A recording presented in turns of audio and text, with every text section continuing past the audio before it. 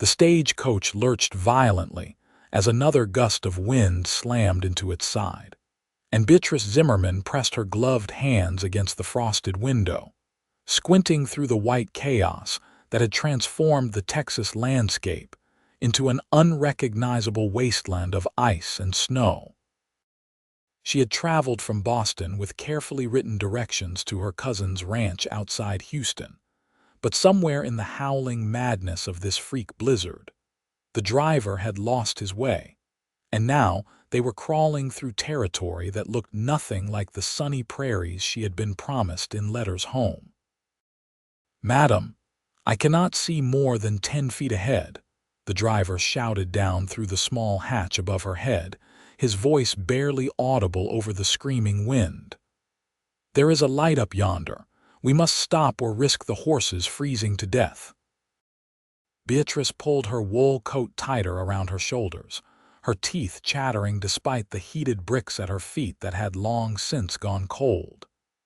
She was 22 years old, unmarried, and fleeing a scandal back east that would have ruined her family's reputation if she had stayed. Her father's business partner had made unwanted advances, and when she had rejected him, he had spread vicious rumors that she had been the one to pursue him. Rather than fight a battle she could not win in Boston's rigid society, her parents had arranged for her to stay with her cousin Margaret in Texas, where she could start fresh and perhaps find a suitable husband among the ranchers and businessmen building their fortunes in the growing state.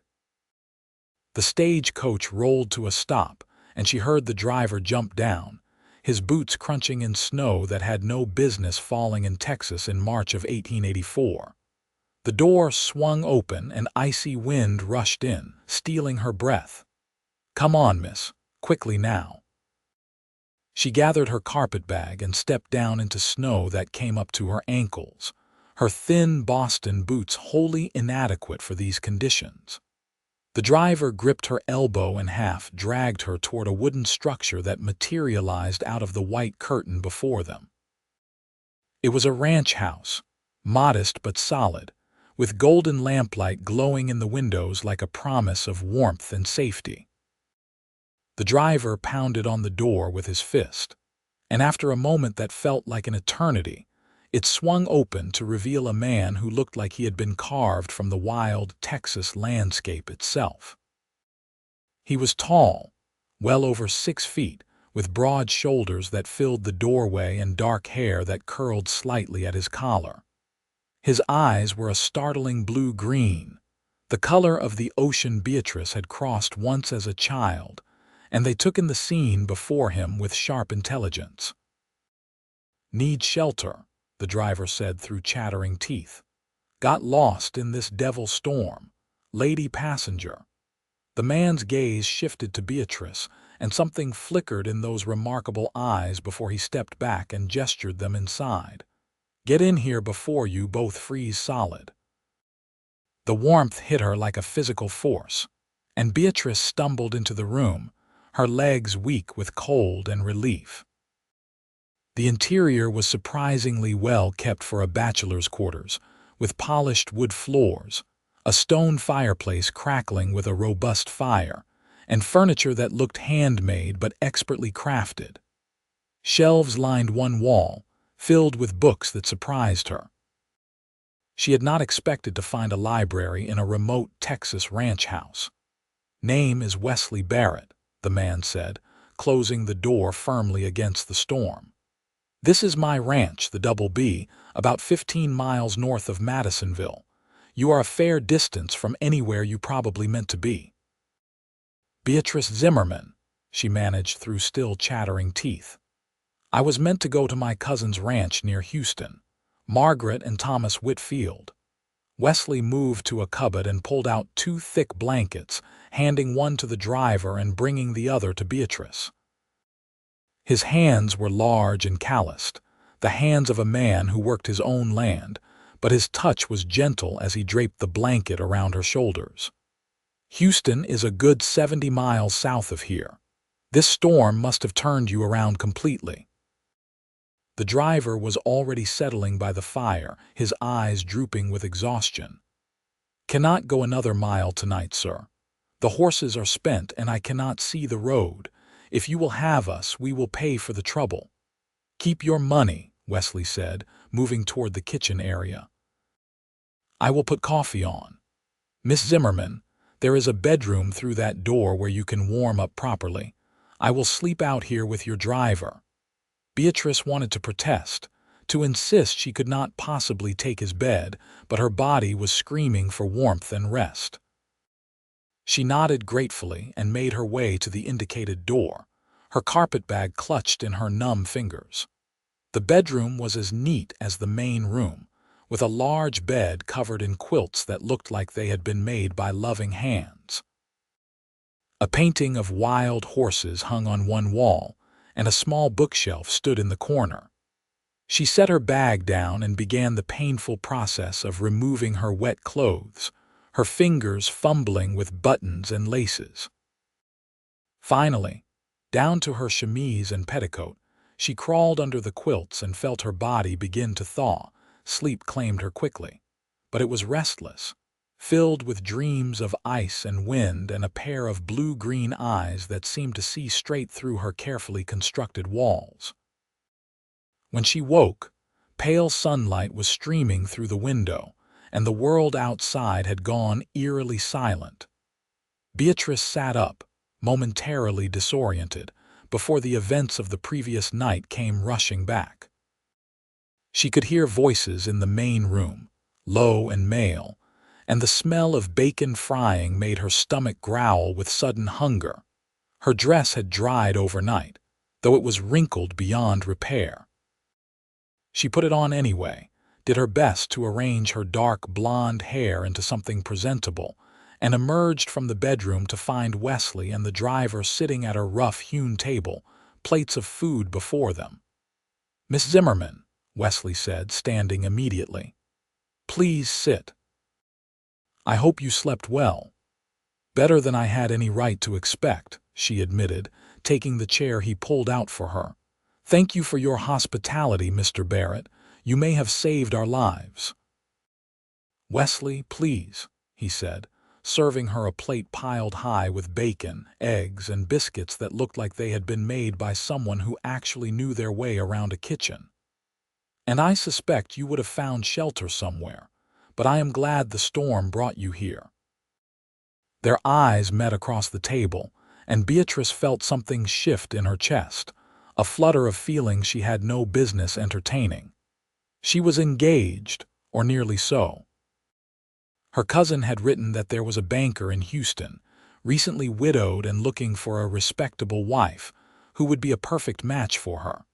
The arrangement was all but settled. "Storm is still too heavy for travel," the driver said around a mouthful of biscuit. "Road will be impassable for at least another day, maybe two.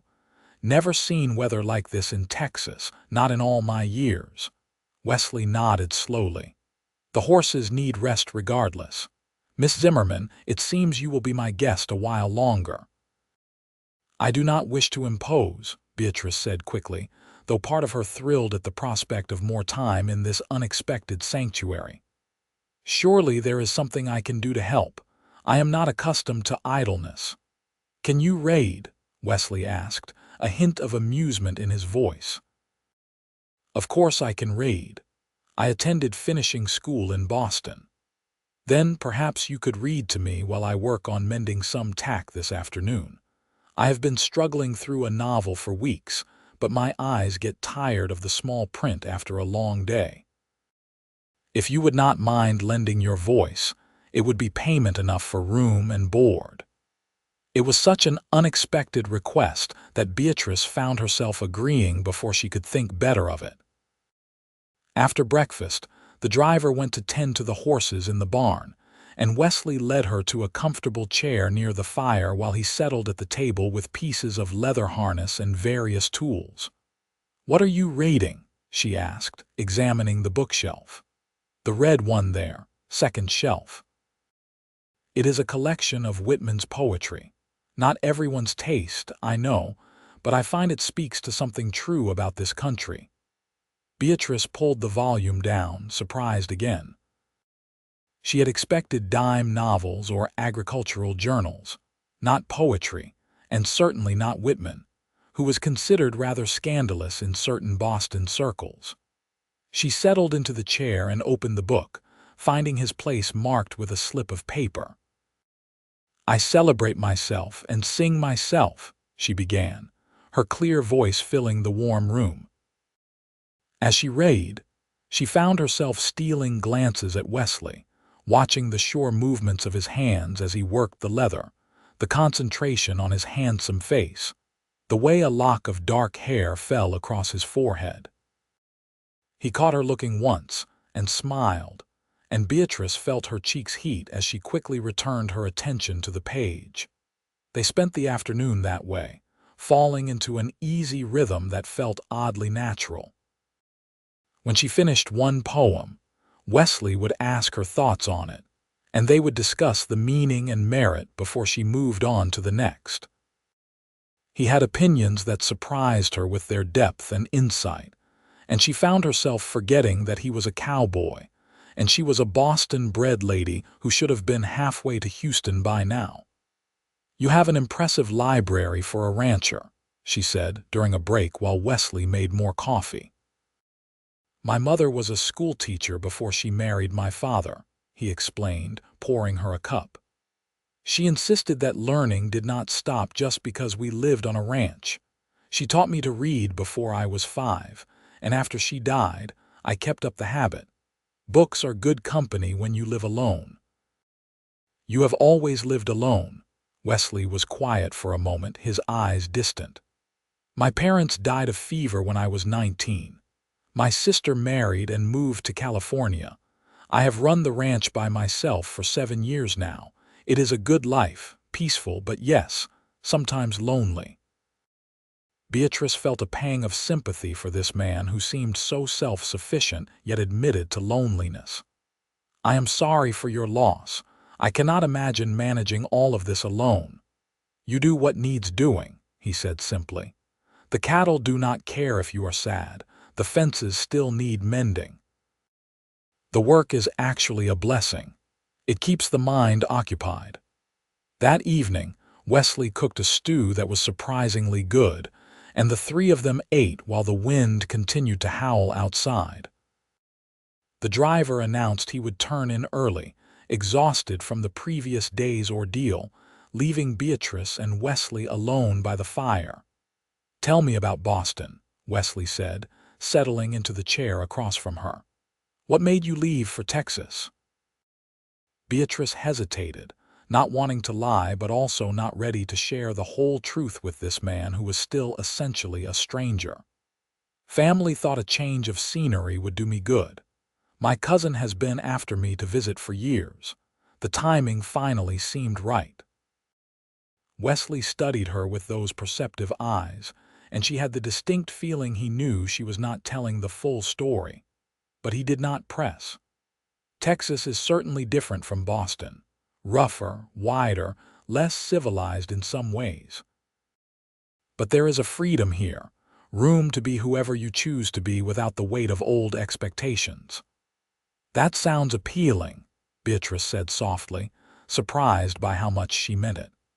In Boston, she had always felt constrained by rules and expectations, by the constant judgment of society. Here, in this simple ranch house with snow piled against the windows and a fire crackling in the hearth, she felt more herself than she had in years.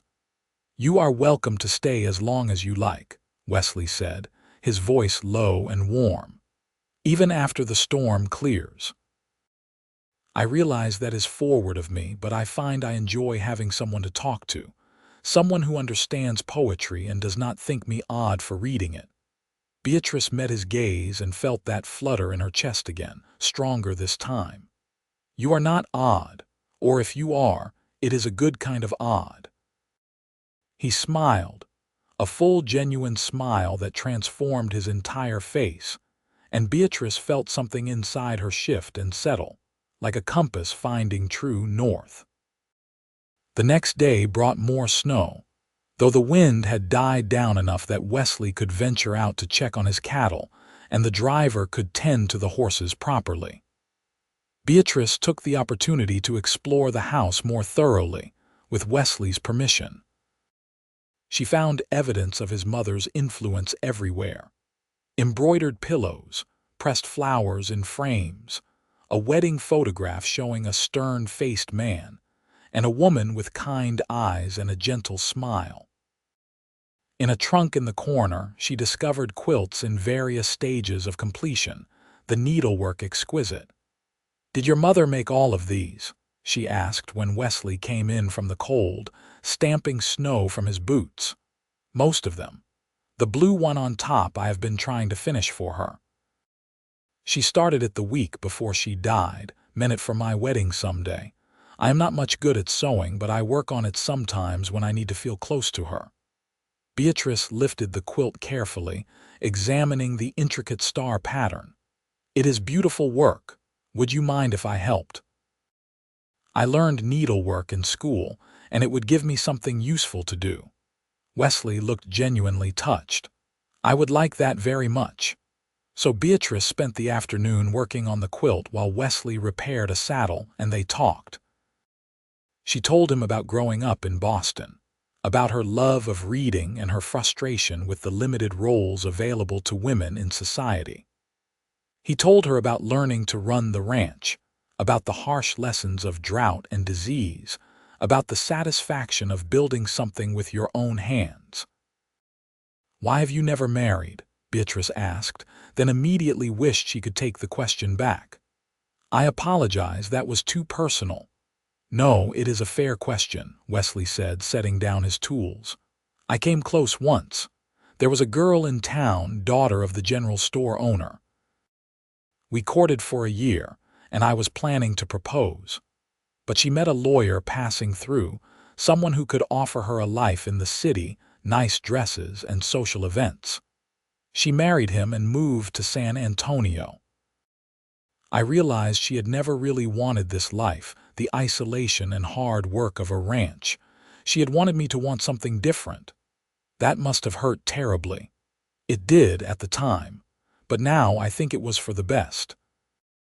I need someone who loves this life as much as I do, or at least could learn to love it. Someone who sees the beauty in the wide open spaces and does not feel trapped by them." Beatrice thought about that as she worked her needle through the fabric. Could she love this life? She had been in this house for only 2 days, and already she felt more at peace than she had in months. But was that the situation or the man? That night, after the driver had gone to bed, Wesley taught Beatrice to play chess using a beautifully carved set that had belonged to his father. She was a quick learner, and by the 3rd game she was giving him real competition. "Where did you learn strategy like that?" Wesley asked, laughing as she captured his bishop. "My father taught me. He said a woman needed to know how to think several moves ahead if she wanted to survive in a man's world." "Your father sounds like a wise man." "He is. I miss him," Beatrice said, and was surprised to feel tears prickling at her eyes. She had been so focused on escaping the scandal that she had not let herself think about how much she was giving up. Wesley reached across the board and gently covered her hand with his. "You can write to him from town when the road's clear. Let him know you are safe." The touch of his hand sent warmth flooding through her, and when she looked up and met his eyes, she saw her own confusion and attraction reflected back at her. They stayed that way for a long moment, hands touching, something unspoken building between them. Then Wesley cleared his throat and withdrew his hand, and the spell was broken. "We should get some rest. Tomorrow I need to check the north fence line, make sure the weight of the snow has not brought it down." Beatrice nodded, not trusting her voice, and retreated to the bedroom with her heart pounding. The storm finally broke on the 3rd day, leaving the world transformed into something strange and beautiful. Snow covered everything in white, sparkling in the bright sunlight that had finally emerged. The driver announced that he could probably make it to Madisonville by afternoon, and from there, Beatrice could arrange for proper transport to Houston. She should have been relieved. Instead, she felt a hollow ache in her chest. "I will take you into town myself," Wesley said over breakfast. "The driver needs to get on his way, and my wagon can handle the snow better than the stage coach." So an hour later, Beatrice found herself bundled in blankets on the seat of Wesley's wagon, her carpetbag at her feet, watching the ranch house grow smaller behind them. Wesley drove in silence, his face unreadable. The trip to Madisonville took 3 hours, the wagon moving slowly through snow that was already beginning to melt under the warm Texas sun. When they finally reached the small town, Wesley pulled up in front of the hotel and helped Beatrice down. "Thank you," she said, looking up at him, "for everything. You did not have to take us in, but you did, and you were nothing but kind." "It was my pleasure," Wesley said, his voice rough. "Truly. I hope you find what you are looking for in Houston, Miss Zimmerman. Beatrice, please. Beatrice." He said her name like a prayer. "Safe travels." He tipped his hat and climbed back onto the wagon, and Beatrice watched him drive away with tears streaming down her cheeks, wondering how she had managed to fall in love with a cowboy in just 3 days. The hotel was warm and comfortable, and the proprietor, a kindly woman named Mrs. Henderson, assured Beatrice that she could arrange transport to Houston within a few days, as soon as the roads were fully clear.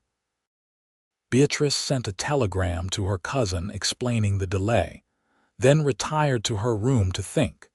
She should be excited about reaching Houston, about starting her new life and meeting the respectable banker who could offer her security and social standing. Instead, all she could think about was Wesley, the way his eyes lit up when he talked about his ranch, the gentleness of his hands despite their roughness, the intelligence and sensitivity hidden beneath the cowboy exterior. That night, she could not sleep. She kept replaying every conversation, every shared glance, every moment of connection. Had he felt it too, or had it been only her imagination? And even if he had felt something, what did it matter? She was expected in Houston. Arrangements had been made. She could not simply abandon her cousin, and the banker based on 3 days of storm-forced proximity to a handsome rancher.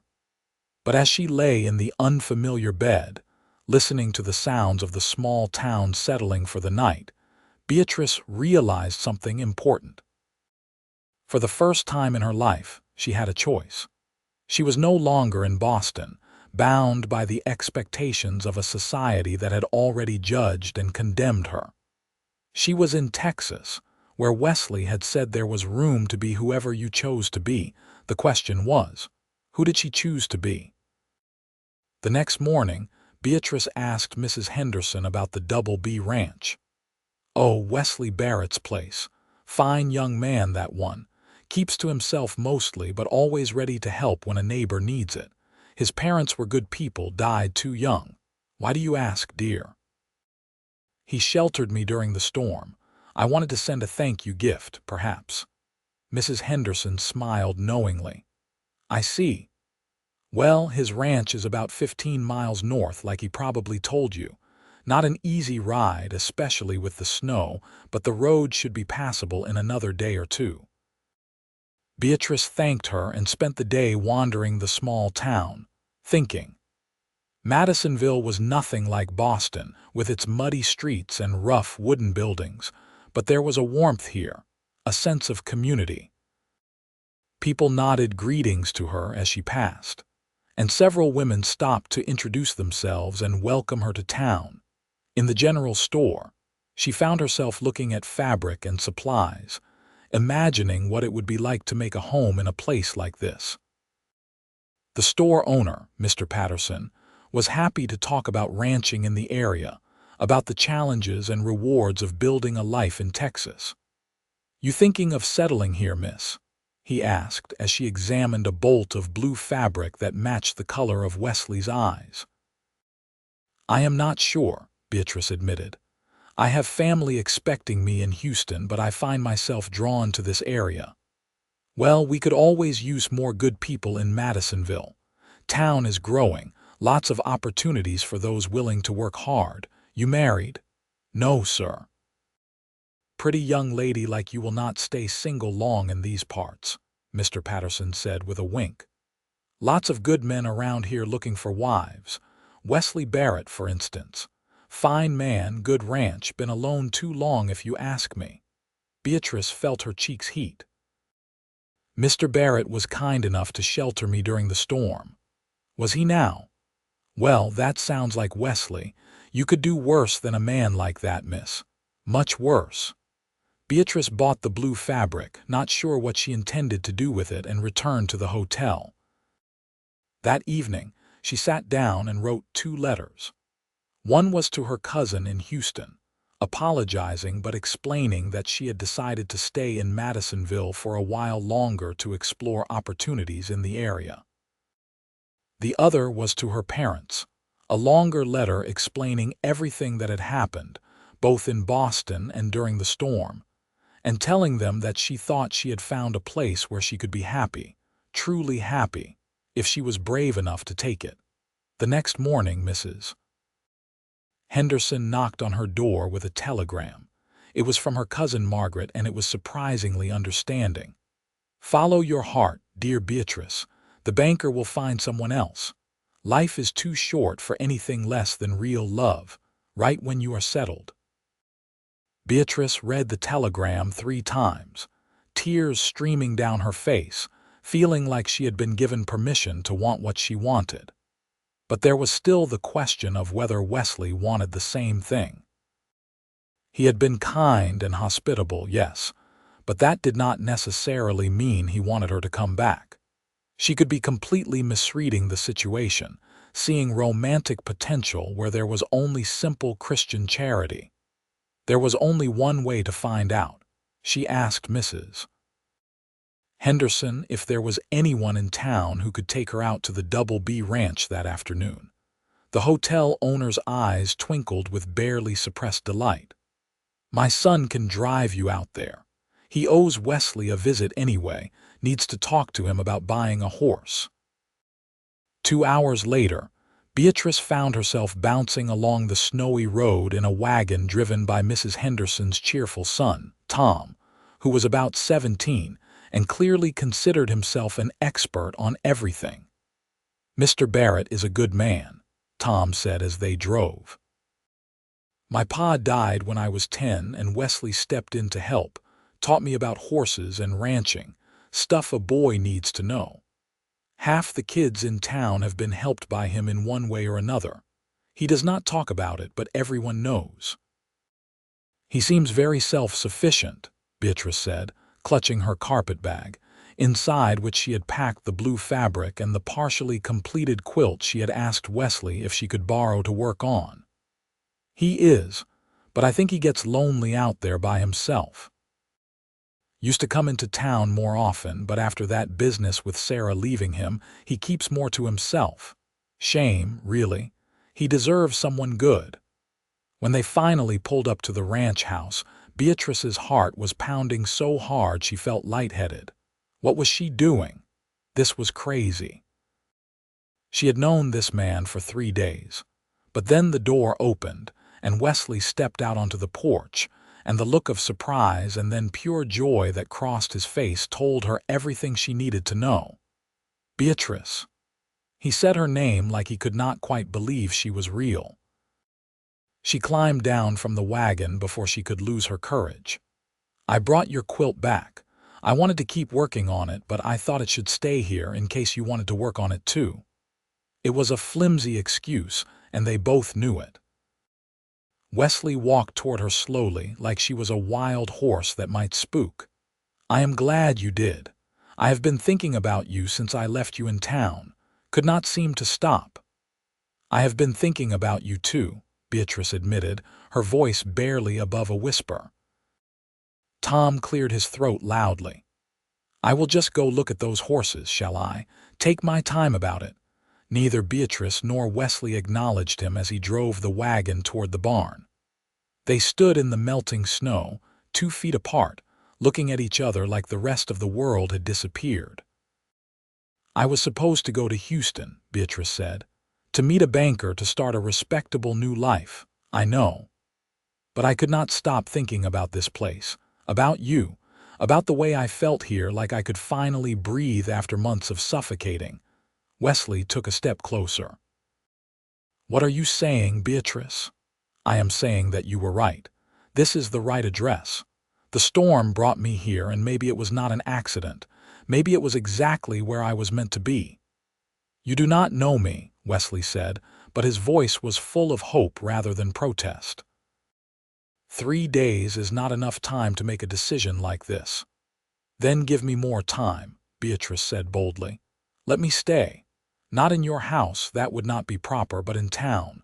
Let me get to know you and you can get to know me. If after a month you decide I am silly and foolish, I will go to Houston with no hard feelings. But if you think there might be something real here, something worth exploring, then give it a chance." Wesley closed the remaining distance between them and took her hands in his. "I think you are the bravest woman I have ever met. And yes, I think there is something real here. I felt it from the moment you stumbled into my house half frozen. I have never believed in love at first sight until now, but Beatrice, I cannot imagine letting you walk away without at least trying." Beatrice felt tears of joy and relief streaming down her cheeks. "So it is not just me being foolish." "If you are foolish, then so am I," Wesley said. And then he was kissing her, his lips cold from the air but warming quickly, his hands cradling her face like she was something precious and fragile. Beatrice kissed him back with all the emotion she had been holding inside, and it felt like coming home. When they finally pulled apart, they were both breathless and grinning like fools. Tom's voice called out from the barn, "Is it safe to come out yet?" "Give us a minute," Wesley called back, making Beatrice laugh.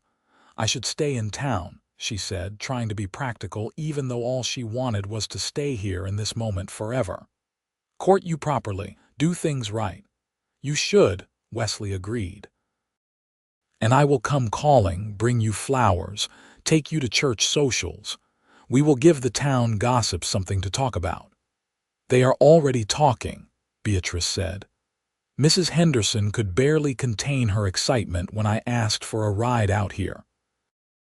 "Well then, let us give them something worth gossiping about," Wesley said, and kissed her again.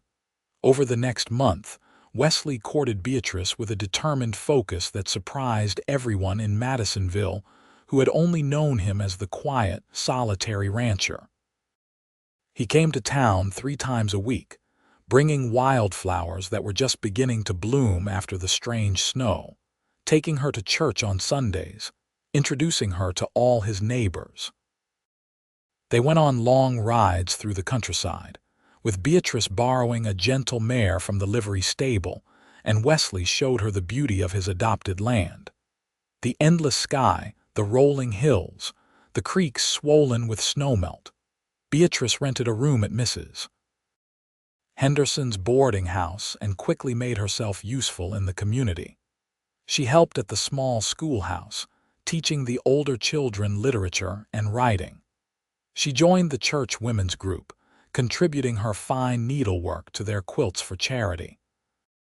She worked on Wesley's mother's quilt in the evenings, and slowly, the incomplete pattern began to take shape into something whole and beautiful. The town embraced her, and she embraced it back, finding in Madisonville something she had never had in Boston, a sense of belonging that was not based on her family name or social connections, but on who she was as a person. Wesley told her everything about his past, about the hard early years after his parents died, about the drought that had nearly bankrupted him, about the loneliness that had become so familiar he had almost stopped noticing it. Beatrice in turn told him about Boston, about the scandal that had driven her away, about her fear that she would never be able to trust anyone enough to be vulnerable with them. He was a coward, Wesley said angrily, when she told him about her father's business partner. Preying on a woman he knew could not fight back without ruining herself. You did nothing wrong, Beatrice. I know that now, she said softly, but at the time I felt so powerless. Everyone believed him instead of me because he was a man, and I was just a silly young woman who must have misunderstood his intentions. Wesley took her hand, his touch gentle but firm. You have power here. You have your own voice, your own choices. I will never try to take that from you. I know, Beatrice said, squeezing his hand. That is why I am falling in love with you. Wesley's eyes widened, and then he was pulling her close, holding her like he never wanted to let go. I am already in love with you, he whispered against her hair. Have been since you sat in my house and read Whitman with such passion and understanding. I did not know it was possible to fall so hard and so fast, but Beatrice, you are everything I did not know I was looking for. They stood like that for a long time, wrapped in each other's arms while the Texas sun set in a blaze of orange and gold behind them. 6 weeks after the blizzard that had changed both their lives, Wesley proposed properly, going down on one knee in Mrs. Henderson's parlor with a ring that had belonged to his mother. Beatrice said yes through happy tears, and the entire boarding house erupted in cheers, because, of course, everyone had been listening at the door. They were married a month later in the small white church in Madisonville, with the entire town in attendance. Beatrice wore a dress she had sewn herself from white linen, with lace she had ordered from a catalog. Wesley wore his best suit and looked so handsome that Beatrice's breath caught when she saw him waiting at the altar. Her cousin, Margaret, came up from Houston with her family, delighted that Beatrice had found love in such an unexpected way. I knew the moment I read your first letter that you had met someone special, Margaret said as she helped Beatrice get ready. You sounded different, lighter, more yourself than you had been in years. The ceremony was simple but heartfelt, and when Wesley kissed his bride, Beatrice felt like her heart might burst with happiness. This was real. This was her life now. This was her home. They held the reception at the ranch, with neighbors bringing food and music. Someone had a fiddle, and there was dancing in the yard as the sun set. Wesley held Beatrice close as they swayed to the music, and she felt utterly and completely at peace. Happy, Wesley murmured in her ear. Happier than I thought possible, Beatrice replied honestly. Who would have thought a wrong turn in a blizzard would lead to this? It was not the wrong turn, Wesley said, smiling down at her. It was exactly the right one. You just did not know it at the time. You told me that day in town, Beatrice remembered. You said I was welcome to stay, that you enjoyed having me there. I was hoping you would take me up on it. When you showed up at my door again with that flimsy excuse about the quilt, I thought my heart would beat right out of my chest. Beatrice laughed, pressing closer to him. It was a terrible excuse, but I could not think of anything better. I just knew I had to see you again. Remind me to thank that blizzard, Wesley said, and kissed her to the cheers and applause of their friends and neighbors. Life on the ranch was harder than anything Beatrice had ever experienced, but also more rewarding. She learned to cook hearty meals for a working man, to tend a garden in the unpredictable Texas weather, to help with the livestock when Wesley needed an extra pair of hands. She made curtains for the windows and rugs for the floors, slowly adding her touches to the house until it felt like theirs rather than his. Wesley taught her to ride properly, not the sedate side-saddle riding of Boston ladies, but real Western riding that let her gallop across the prairie with the wind in her hair. She learned to rope calves and mend fences, to read the weather and the land. Her hands, once soft and pale, became tan and capable. In the evenings, they continued their tradition of reading together, working through Wesley's collection of books and the new ones Beatrice ordered from catalogs. They finished the quilt together, and Beatrice cried when they finally sewed the last stitch, thinking of Wesley's mother and how she would have loved seeing her son so happy. They spread the quilt on their bed, and Wesley held Beatrice as they admired the work. "She would have loved you," he said softly. "My mother always said I needed someone who could keep up with me, who would not let me disappear into my own head too much. You are exactly who she would have chosen for me." "I wish I could have met her," Beatrice said, touching the intricate stitches. "Part of her is in you," Wesley said. "In the way you love learning, in your kindness to others, in your strength. When you read aloud or work on your sewing, I see flashes of her, and it makes me happy rather than sad. You honor her memory just by being who you are." Their first year of marriage was not without challenges. A dry spell in summer made water scarce and tested their cattle. Wesley's horse stepped in a hole and broke his leg, and they had to put him down, which broke Wesley's heart because the animal had been with him since his father died. Beatrice struggled with homesickness sometimes, missing her family and the familiar rhythms of Boston life. But they faced every challenge together, and Beatrice found that she was stronger than she had ever given herself credit for. When Wesley injured his shoulder trying to move a stubborn bull, she ran the ranch for 3 weeks while he healed, and she did it well. When she received word that her father had been ill, Wesley immediately arranged for them to travel to Boston so she could see him, even though it meant leaving the ranch during a critical time. Her parents were shocked when they met Wesley, not because he was unsuitable but because he was so clearly perfect for their daughter. "I have never seen you this happy," her mother said, watching Beatrice and Wesley together at dinner.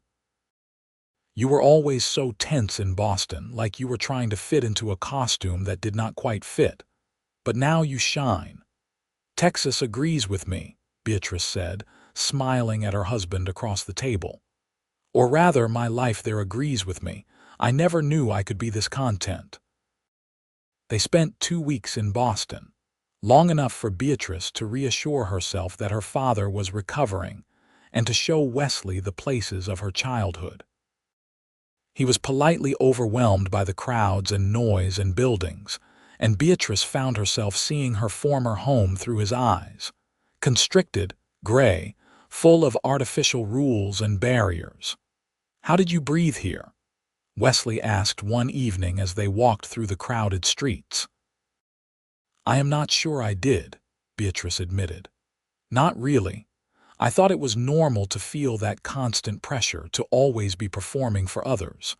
I did not know there was another way until I found it." They returned to Texas with relief, and Beatrice knew with absolute certainty that she had made the right choice. This was her home now, not because of where she was, but because of who she was with. In their second year of marriage, Beatrice discovered she was pregnant.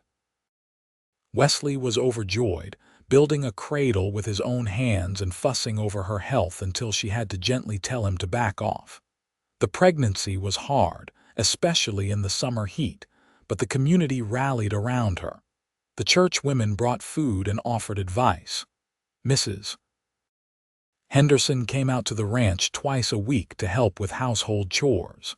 Even Mr. Patterson from the general store made special deliveries so Beatrice would not have to make the trip to town. "You are part of us now," Mrs. Henderson said when Beatrice tried to thank her for all the help. "This is what we do for family." Family. The word made Beatrice tear up, though she blamed the pregnancy hormones. But it was true. These people had become her family in a way that went deeper than blood. Their son was born on a crisp October morning in 1885, with the local midwife in attendance and Wesley pacing anxiously outside the bedroom. When Beatrice finally called him in to meet his son, Wesley cried openly, holding the tiny bundle with such tenderness that Beatrice fell in love with him all over again. They named him William after Wesley's father, and he was perfect. 10 fingers, 10 toes, a head of dark hair like his father, and lungs that could wake the dead.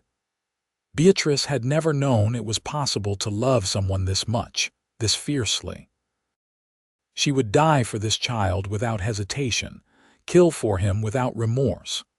Wesley was a natural father, patient and gentle despite his size and rough work. He sang lullabies his mother had sung to him, walked the floor with William when he fussed at night, changed dirty diapers without complaint. Watching him with their son made Beatrice's heart swell until she thought it might burst. "I never imagined I could have this," Wesley confessed one night as they watched William sleep in his cradle. "A wife I loved, a child, a real family. I had resigned myself to being alone, and then a blizzard brought you to my door and changed everything." "The wrong address," Beatrice said, smiling. "The right one," Wesley corrected, kissing her softly. "Always the right one." As William grew from baby to toddler, the ranch prospered. Wesley expanded his cattle operation, buying more land and hiring a few hands to help with the work. Beatrice started a small business making quilts and selling them through the general store, discovering she had a talent for design that people were willing to pay for. The extra income allowed them to make improvements to the house: a larger kitchen, a proper bathing room with a copper tub, a second bedroom for when more children came, and they did come. 2 years after William, Beatrice gave birth to twin girls, Alina and Rose, who looked exactly like her with their blonde hair and gray eyes. Wesley was utterly besotted with his daughters, and Beatrice often came upon him sitting on the floor, tea party in progress, with flowers tucked behind his ears and a tiny teacup in his massive hand. "The fierce cowboy," she teased one afternoon, watching him submit to having his hair braided by 4-year-old William while the twins crawled over him like he was furniture. "They have me completely at their mercy," Wesley admitted without a trace of shame. "I would do anything for these children, and they know it." Life was not always easy. There were lean years and abundant ones, illnesses and accidents, moments of fear and frustration. But through it all, Beatrice and Wesley faced everything together, their love deepening with each passing season. When William was 10 and starting to take on real responsibilities around the ranch, Wesley began teaching him not just the practical skills of ranching but also the values that mattered. "Treat people fairly," he told his son. "Work hard and be honest. Stand up for those who cannot stand up for themselves. And always, always treat women with respect. Your mother is the strongest person I know, and any man who thinks women are weak or less than has not been paying attention." Beatrice, overhearing this lesson, felt tears prick her eyes. This was what she wanted for her son: to grow up seeing women as equals, to understand that strength came in many forms. The twins were 7 when Beatrice discovered she was pregnant again, a surprise baby who arrived when she was 34 and had thought her childbearing years might be over. Wesley joked that this child must have wanted to make absolutely sure they knew how to be parents before making an appearance. This time, the baby was a boy they named Thomas, after Beatrice's father, and he completed their family in a way none of them had known they needed. Thomas was sunny and easygoing where William had been serious, a born peacemaker who could charm anyone. By the time Thomas was 5, in 1897, the ranch was thriving. Wesley had built it into one of the most successful operations in the region, known for quality cattle and fair dealing. Beatrice's quilt business had expanded to include orders from Houston and even San Antonio, with women requesting her distinctive patterns. They had built a life that was rich in every way that mattered. One evening, after the children were in bed, Wesley and Beatrice sat on the porch watching the sun set, as they had done countless times before. The view never got old. The vast sky painted in shades of orange and pink, the land stretching out to the horizon, the sounds of cattle lowing in the distance. "You ever regret it?" Wesley asked quietly. "Giving up Boston, the life you could have had there?" Beatrice turned to look at her husband, this man who had given her everything that truly mattered. His hair was starting to show threads of silver now, and there were lines around his eyes from years of squinting into the sun. But he was still the most handsome man she had ever seen. "Not for a single moment," she said firmly. "That life was never really mine. It was a role I was playing, a script someone else wrote. This life, here with you and our children, this is real. This is who I was always meant to be." "The blizzard," Wesley said, smiling.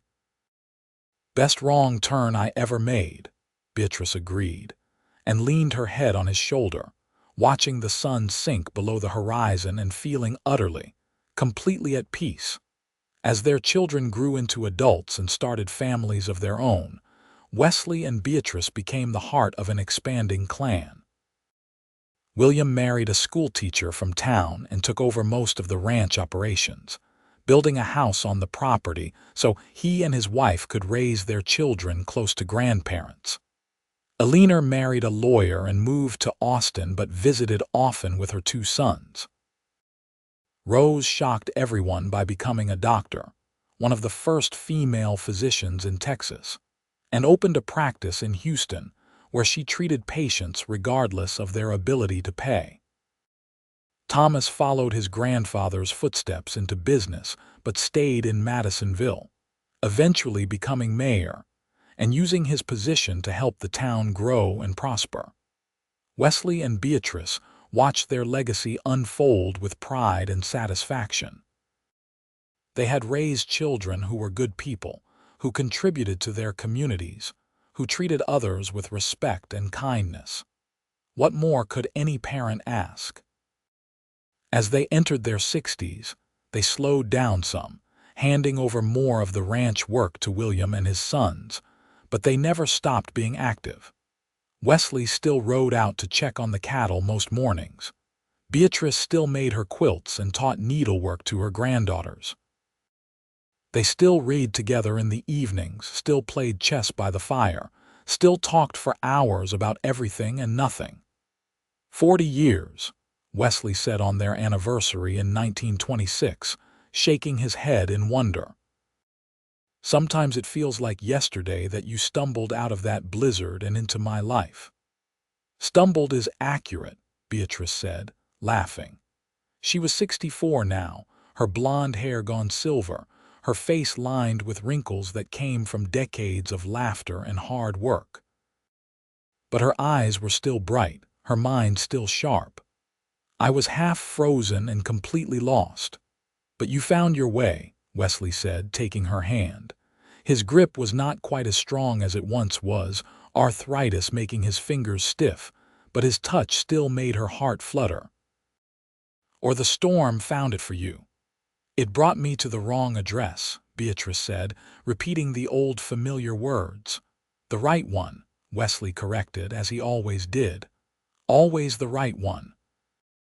They sat together on the porch of the house they had shared for 4 decades, surrounded by the land they had worked together, watching the sun set on another day in a lifetime of days. Their children and grandchildren would be arriving tomorrow for Sunday dinner. The house would be full of noise and laughter and love. But for now, it was just the 2 of them, the way it had been in the beginning during that strange blizzard that had changed the course of both their lives. Wesley's arm was around Beatrice's shoulders. Her head rested against his chest, listening to the steady beat of his heart. "I love you," she said softly. "I love you too," Wesley replied. "Have since the moment you walked through my door, will until the day I die and probably beyond." "Do you think we will find each other again?" Beatrice asked. "In whatever comes after, I know we will," Wesley said with absolute certainty. "Nothing, not even death, could keep me from finding you. You are my right address, Beatrice, the place where I was always meant to be." The sun sank below the horizon.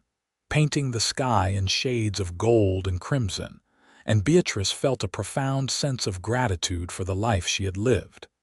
She had started out as a frightened young woman fleeing scandal, with no idea what her future held. She could never have imagined that a wrong turn in a freak snowstorm would lead her to the greatest love of her life, to a family beyond her wildest dreams, to a home where she truly belonged.